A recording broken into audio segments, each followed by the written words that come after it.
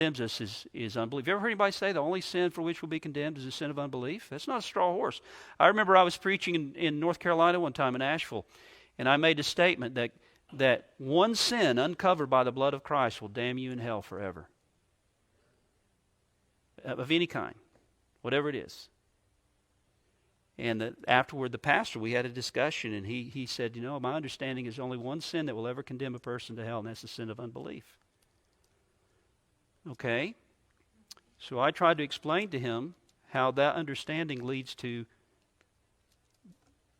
what's the point in foreign missions. Read Romans 1. Are the men in Romans 1 where he's talking about men suppressing the truth and unrighteousness, the revelation that they do have in general revelation from God, that they suppress that truth and unrighteousness, and they worship the creature rather than the creation, and therefore God says they're without excuse, and these are people who've never heard the gospel, so they're not guilty of the sin of unbelief. Right? So if this is so, if you carry it out to its logical conclusion, that if no one ever hears of Christ, he's never guilty of not believing on Christ. And he can never be justly condemned, for God certainly would not hold someone responsible for not believing something he had never heard. And therefore the ultimate extension of that notion is that many, if not most or all, who never have the opportunity to hear the gospel will be saved. Christ paid for their sins. He literally died in their place and received the punishment God's justice demands for their sins. Therefore, the only sin for which men can be condemned is not believing on Christ, but those who never hear the gospel are not guilty of unbelief.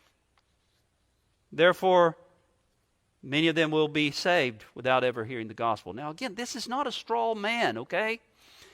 Again, I'm not saying that everybody who holds the general atonement goes there. You can't attribute to someone all of the logical implications of what they believe, okay?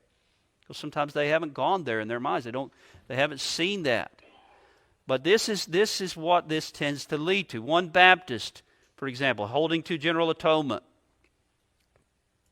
says this: many who never had the means to know the mediator, particularly and definitely, must yet have salvation by him. All that know the Lord to be such a God as does exercise loving kindness, judgment, and righteousness in the earth, do know the mediator virtually. He's saying virtually they do, even though they've never heard of him. They don't know who he is or anything about him.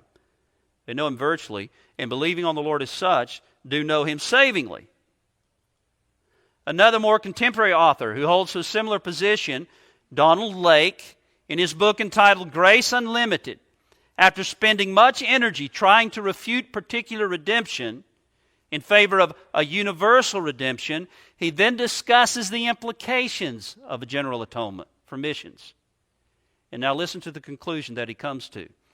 A valid offer of grace has been made to mankind, but its application is limited. Remember I said there's two different ways of limiting, right? It's limited by man's response, rather than by what he calls God's arbitrary selection, which is kind of a way of what he would call election, God's arbitrary selection. He says God knows who would, under ideal circumstances, believe the gospel. And on the basis of his foreknowledge, applies that gospel even if the person never hears the gospel during his lifetime. And see, the reason this works is because all of his sins were paid for on the cross.